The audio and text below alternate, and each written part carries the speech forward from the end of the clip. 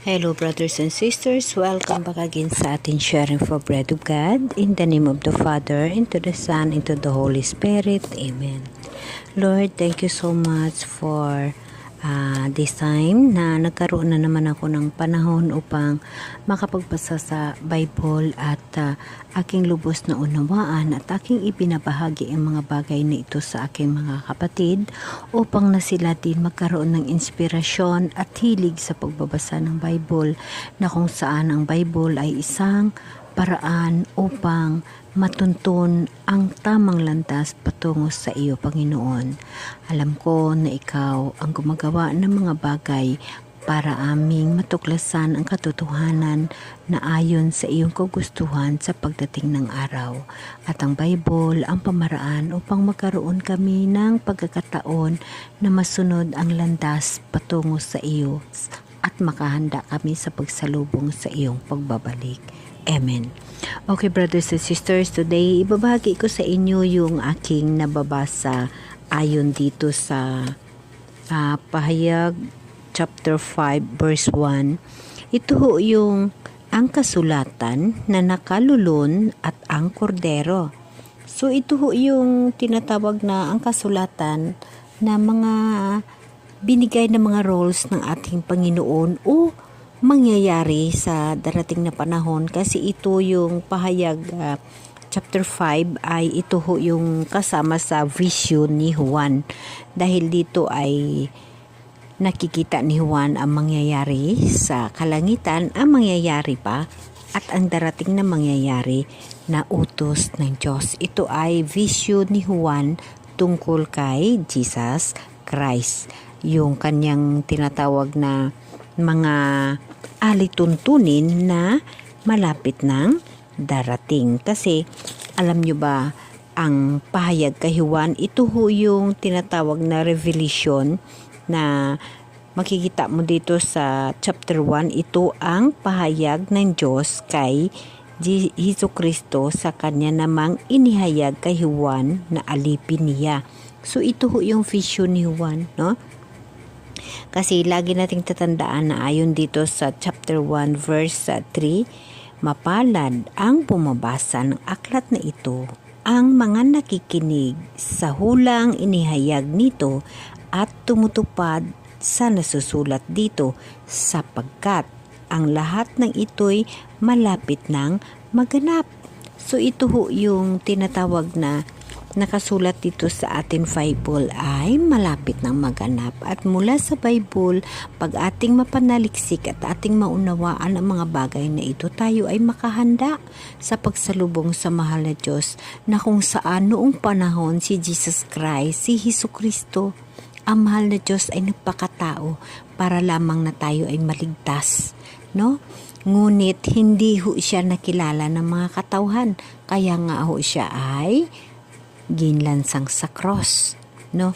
So sa pagkakataon ni ito, mahayag at maliwanag na sinasabi ng Bible na siya ay babalik upang maghukom sa mga buhi at mga minatay, at magkaroon tayo ng bagong buhay, kamatayan at bagong buhay.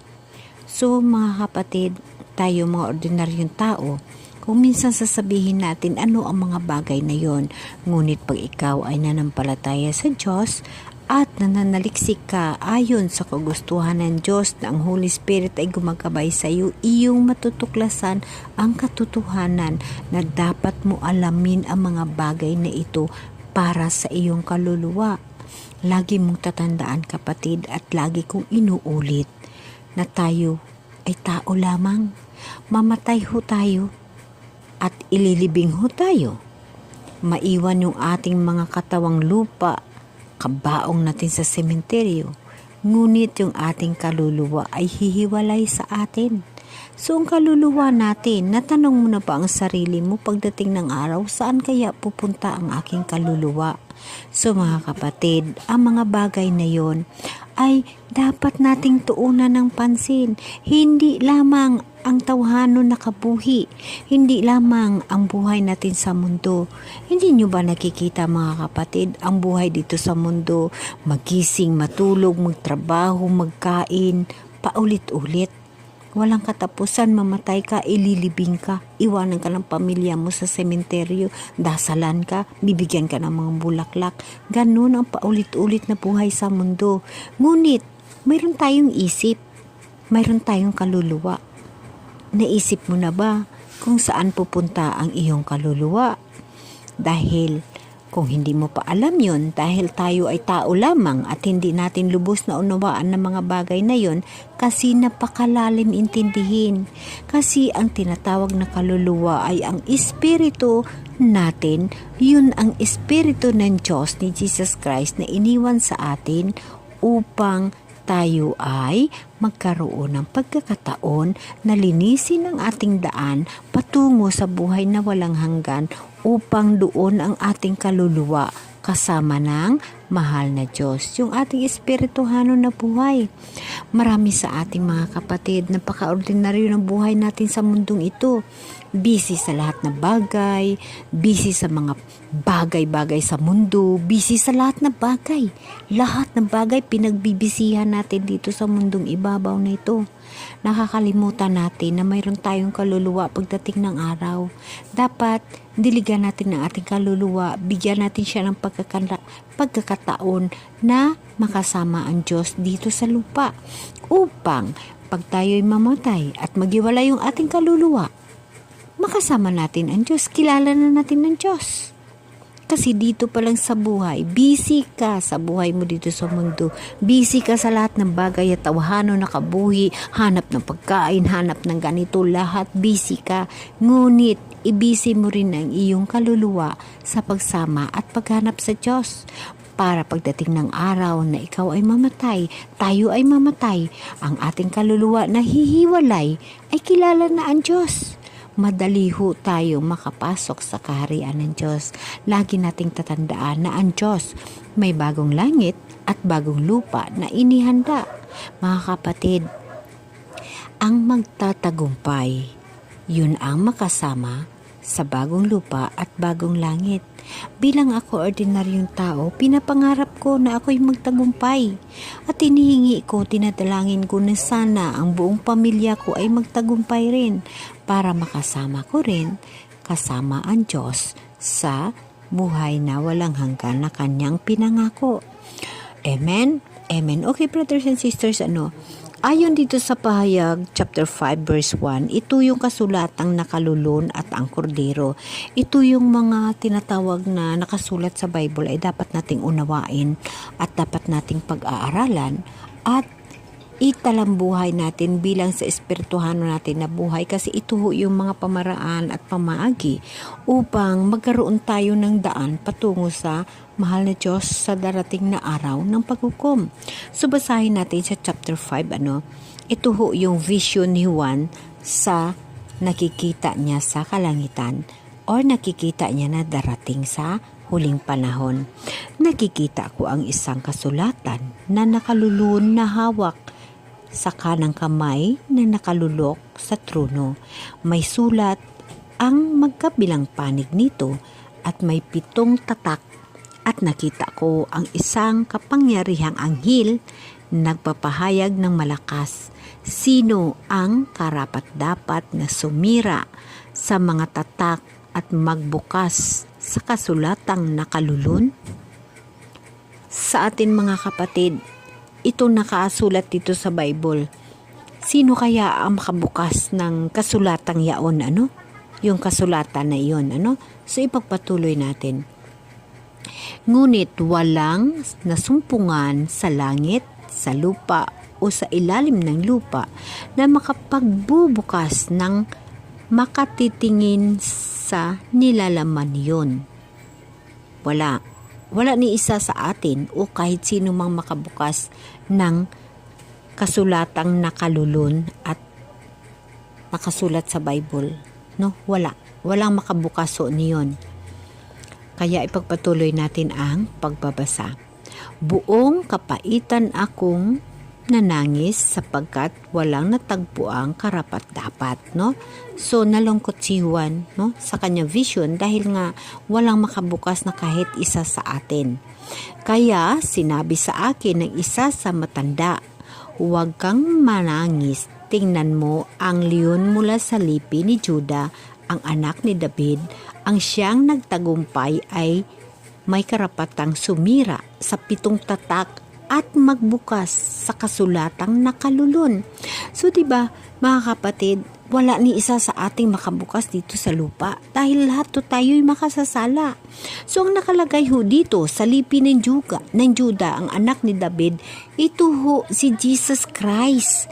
Sa lipi, sa mga lahi ni David, kasi si David, ang lahi niya si Virgin Mary. Lahi ni David si Virgin Mary na pinili ng Diyos na ina.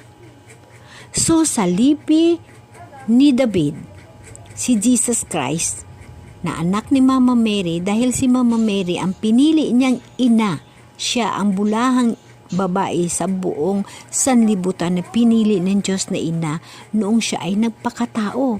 Kailangan ni Jesus magpakatao upang mabuksan ang mga tatak na iyon. So, sa lipi ni David, si Jesus Christ nanggaling dahil siya ang anak ni Mama Mary. Si Mama Mary ay pamilya ni David, no? So, ipagpatuloy natin. At ito pa mga kapatid, dito ko rin nakikita or nababasa, no? Uulitin ko. Kaya sinabi sa akin ng isa sa matanda, no? Huwag kang manangis. Tingnan mo ang leon mula sa lipi ni Juda, ang anak ni David, ang siyang nagtagumpay ay may karapatang sumira sa 7 tatak at magbukas ng kasulatang nakalulun. So, siya ang nagtagumpay. Yes, nagtagumpay ho si Jesus Christ. Lahat nakasakit, lahat nahirap, pinagtagumpayan niya. Nagtagumpay ho ang misyon ni Jesus Christ dito sa mundo, ano? Pagkatapos may nakita akong isang kordero na nakatayo sa pagitan ng matatanda at ng tronong na paligiran ng 4 na nilalang na buhay. No? May mga bakas ng nagpapakilalang pinatay na ang kordero. Yes. Ito kasi vision ito ni Juan. So, may bakas na pinatay na ang kordero, no? Yes, totoo. Di ba pinatay na si Jesus Christ? Ito kasi ay vision ni Juan. Kung meron kayong Bible, makikita ninyo sa Pahayag chapter 5, inyo ay hinay-hinayin at babasahin at hingian ng Holy Spirit na gabay upang maunawaan ang nakasulat ayon dito. At iyo ay lubos na maunawaan ito. Ano? So, nakikita ito niya sa vision ni Juan, no? Si Jesus Christ, kasi ito ay tinatawag na pangitain niya, no? So, ipagpatuloy natin, no? Ito may mga bakas na nagpakilalang pinatay na ang kordero. Ito ay may 7 sungay at 7 mata na siyang 7 espiritu ng Diyos na ipapadala sa buong sanlibutan. So, dapat natin uunawain mga kapatid na ang 7 espiritu na ang ibig sabihin ay mga angel ito. Mga angel ito mga kapatid. Yung 7 sungay at 7 mata, ito mga kapatid ay simbolo ng tinatawag na iyon ho yung mangyayari ho. 7 sungay, no? Ito ho yung kahirapan, ito ho yung mangyayari sa sanlibutan, at ang 7 espiritu, ito ho yung mga angel na ipapadala ng Diyos dito sa sanlibutan. Ipagpatuloy natin mga kapatid. Lumapit ang kordero at kinuha ang kasulatang nakalulun sa kanyang kamay nang nakalulok sa trono. Nang ito'y kunin niya, nagpatira pa sa harapan ng kordero ang 4 na nilalang na buhay at ang 24 na matatanda na may hawak na alpa ang bawat isa at may gintong mangkok na puno ng kamanyang. Ito ang panalangin ng mga banal. Inaawit nila ang bagong awit na ito. So mga kapatid, alam nyo ba na dito sa Bible napakaliwanag na may 4 na nilalang na buhay, no? At may 14 na matatanda dito mismo sa Bible, na itong mga tao na ito ay nasa langit na, kasi ito ay vision ni Juan. So nakapagtataka, diba? Dahil nasa kordero, sa trono ng kordero, mayroon pang 14 na trono, no, na nakaharap sa kanya at may apat na nilalang buhay. Dahil ito ay sa vision ni Juan. So sa maikli kong karunungan or sa pag-uunawa bilang ultimo na tao para sa atin, bilang Katoliko, marami kasi mga religious, tayo lamang na mga Katoliko ang naniniwala sa mga banal or mga santo, no? O sa Orthodox ko mayroon, at saka sa Anglican, no? Part pa rin sa Katolik, pero magkaiba ang mga pari. Kasi sa Anglican, I think ang pari nila pwede makapag-asawa. And then sa Orthodox ko, it the same ang paniniwala sa mga santo, pero mas lalo tayo mga Katoliko. Kasi maraming hindi naniniwala sa santo, pero napakaliwanag eh. May 44 na matatanda. So sino yun, di ba? Sa ultimo natin na napakaisip nating isipan. Sino kaya yun ang nakalagay dito sa Bible na 14 ay 40 na matatanda sa harap ng trono ng Diyos? Sino kaya yun, At saka may 4 na nilalang na buhay, no? Kung nababasa ka ng Bible, ikaw mismo ay magtataka, bakit mayroong mga ganon? May 14 na matatanda. Pero dahil ikaw ay kumbaga nanampalataya at nagtitiwala sa Diyos at ang Espiritu Santo ng Diyos sa puso mo na sa isipan mo ay iyong pinapagana sa buhay mo, maunawaan mo. Bilang ako, ultimong tao, aking iniisip na yung 14 na matatanda, ito sila yung mga banal natin. Yung mga propeta at yung mga apostolis ni Jesus Christ noong panahon. At ang 4 na buhay na ito, alam nyo ba na mayroon tayong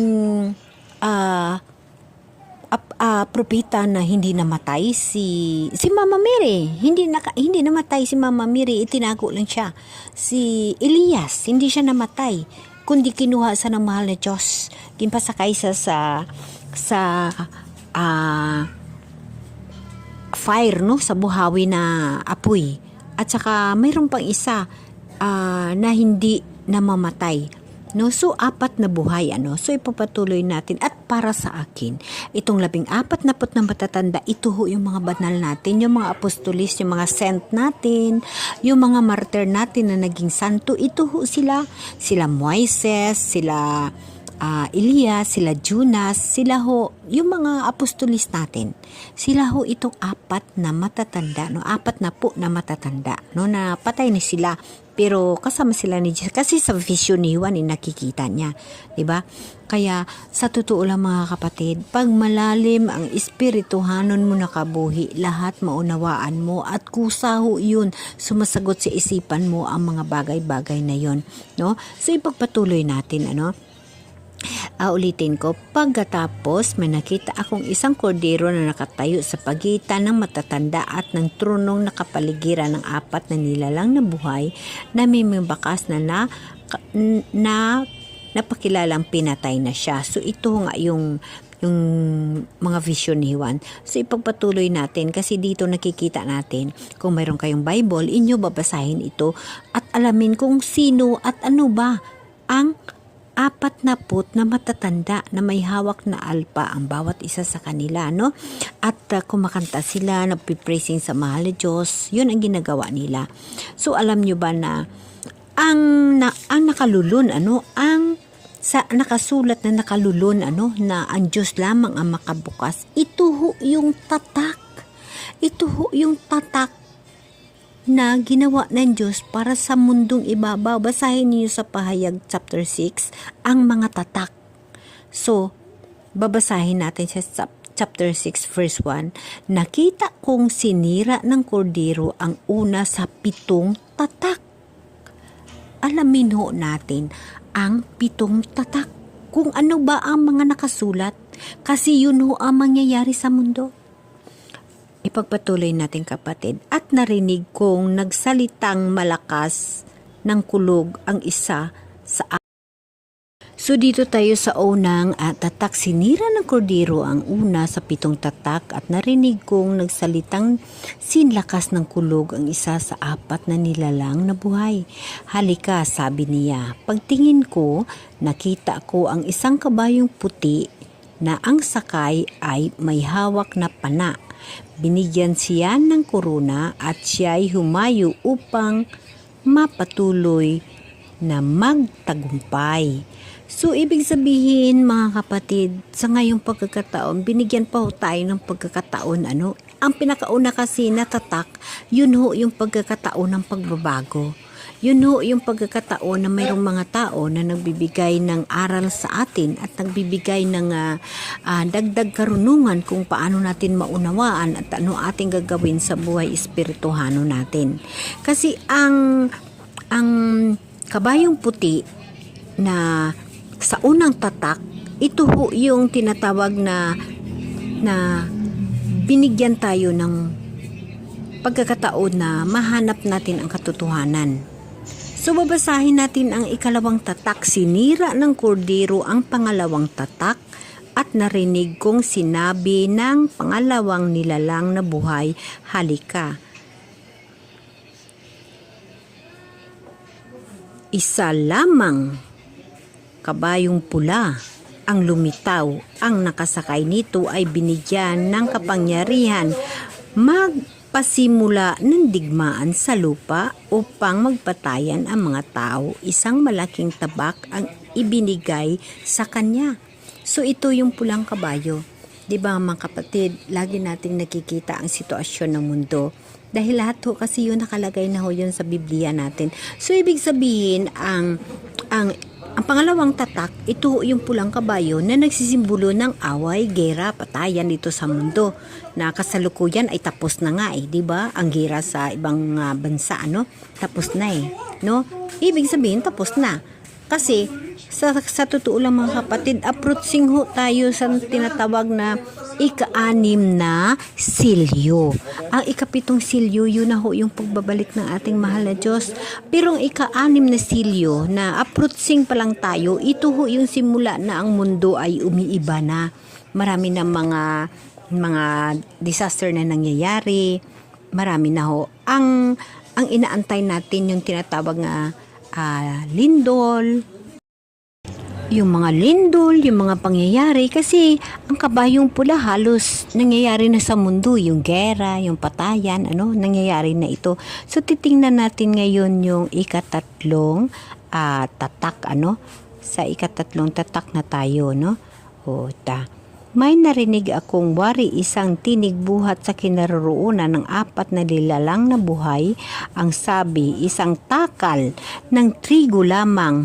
Wow, just imagine mga kapatid, sinira ng kordero ang pangatlong tatak. Ito ho yung tagutom, Ito isang takal na trigo lamang ang mabibili ng sahod sa maghapong gawa at 3 takal na simbada lamang ang mabibili na gayon ding halaga, ngunit huwag pinsalain ang langis ng olibo at alak.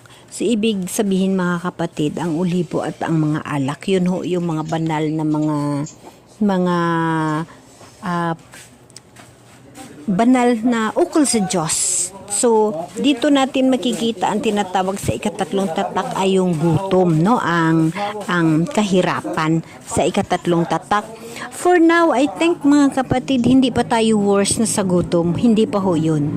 Kasi wala pa makakain pa tayo, makabili pa tayo, may trabaho pa tayo, wala pa ho tayo. Kasi yung tigutom ay nasa kalagitnaan yun ng 6 trumpet. So, approaching pa lang tayo. Kasi nag-end yung 5 trumpet natin sa gera sa ibang bansa, So, until now, 'di ba, may gera pa. So, approaching tayo sa 6 trumpet na tinatawag. Kasi ayon sa Biblia, pag ipatuloy natin ang pagtatalakay nito, nasa 6 trumpet sa kalagitnaan ang gutom. So, ibig sabihin, wala pa. Makakain pa tayo. Ako, nakakain pa ako ng 3 bisis sa isang araw. Sobra-sobra pa. So, ibig sabihin, hindi pa tayo na nalagay sa ganung sitwasyon. Ngunit dapat nating tatandaan na inilalagay na huwag sirain ang olibo at ang alak, ang langis ng olibo at ang alak. Kasi ito sila ay mga simbolo ito ng tinatawag na banal na pag-uutos. Itong tinatawag na olibo sa konsikto ito ng revelation ng utos na ito ay ibibigay sa panahon ng pagbubukas ng ikatlong silyo. So sa ikatlong silyo, no? Sa ikatlong silyo na naglalarawan ng isang panahon sa ikatlong silyo na naglalarawan ng isang panahon ng tagutom at paghihirap, ang utos na iniingatan ang langis ng olibo at alak ay nangangahulugan na kahit sa panahon ng taghirap, ang mga bagay na mahalaga at sagrado ay dapat ingatan. Yes mga kapatid, yun na nga ho yung sinasabi na kailangan natin magtatagumpay. Na kahit anong hirap, gutom, kahirapan sa buhay, kailangan ho natin yan pagtagumpayan. At alam mo ba, pag ikaw ay nanampalataya at natitiwala sa Diyos, hindi mo alam na nagugutom ka. Sa totoo lang, hindi ko nga alam nagdaan ng tagutom kahit pa na kumbaga sa kahirapan sa buhay, sa trial sa kabuhi ko is super hirap, pero hindi ho ako nakaranas na nahirapan kahit pa mga kapatid na ako'y nagkasakit. Hindi ho ako nakaranas na nahirapan ho ako. Dahil hindi ko iniisip po yun, pinapasa Diyos ko ang lahat. Kaya parang wala lang ho ako sa mga pangyayari sa mundo, sa buhay ko. Dahil kasama ko lagi ang Diyos. Isa lang lagi ang hinihingi ko sa Kanya, bigyan ako ng pagkakataon na lubos ko siyang maunawaan at magkaroon ako ng pag-uunawa ng lubos at maibahagi ko sa aking kapwa na yun din ang mararamdaman nila. No? So, hindi ko alam na nagranas na ng tagutom kasi nga mga kapatid, ang Diyos kasama ko, kaya yun na nga, praise the Lord, ano. So ulitin natin, ito nga yung sinasabi na huwag pinsalain ang langis ng olibo at ang alak ay nangahulugan ng mga bagay na ito ay mahalaga at dapat ingatan. Ang langis ng olibo ay alak ng mga simbolo ng kasaganaan at biyaya ng Diyos. Yes mga kapatid, kagaya rin natin sa oras ng tagutom, sa oras ng trial, tayo ho nga na nakaranas ho ng mga trials sa buhay, parang wala lang ho tayo. Masaya ho tayo, hindi ho tayo na-stress. Yun ho ang pagsaksi ko sa kabutihan ng mahal na Diyos. Dahil sa kahirapan ay, nako, brothers and sisters, ewan ko kung naitindi pa sa kahirapan, ngunit parang wala lang ako. Masaya ho ako sa buhay dahil simula nang isinurrender ko, sinuko ko sa mahal na Diyos ang lahat-lahat, in totally, hindi ho ako nahihirapan sa buhay. Lahat ho ay nasa ayos. Ni hindi mo nga alam, pero ngunit dumarating. Ni hindi mo nga kilala, ngunit nagkakaroon ka ng ganun na mga bagay. Dahil na walang imposible sa Diyos. Amen? Amen.